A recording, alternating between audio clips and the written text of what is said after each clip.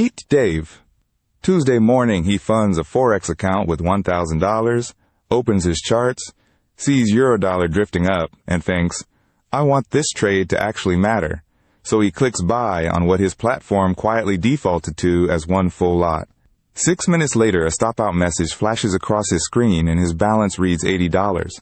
He didn't get the direction wrong. Price barely moved. What wrecked him was a number he never looked at. How big a lot actually is, and what that size does to every pip after it. That one setting, lot size, decided whether a small wiggle in price was a rounding error or an account-ending event. Today we take that dial apart, piece by piece, so what happened to Dave never quietly happens to you. Here's the part Dave skipped. In Forex, you can't buy some vague amount of euros.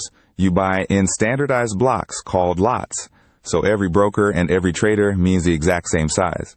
A standard lot is 100,000 units of the base currency.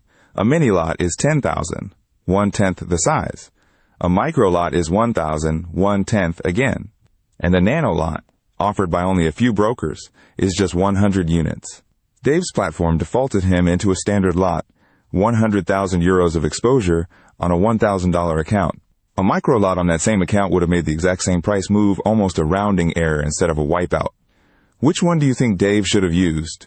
Pause for a second and guess before I show you the math. So you guessed micro? Most people do. And you're right, but here's why that answer needs the pip to make sense. A pip is the smallest standard price move in a pair, usually the 4th decimal place. Alone, it's nothing. A rounding tick. It becomes real money once you attach a lot size. 1 pip on a nano lot might be a cent. 1 pip on a standard lot is close to $10. To actually calculate it, the formula is the pip size divided by the exchange rate multiplied by your lot size. But it changes shape depending on where the dollar sits. When the dollar is quoted second, like Eurodollar, the math is direct. When the dollar is quoted first, like dollar yen, you have to divide by the current rate to convert that pip back into dollars. Skip that step, and you'll misjudge your real risk. This is exactly the gap Dave never checked. Here's how leverage let Dave, with only $1,000, control a $100,000 position at all.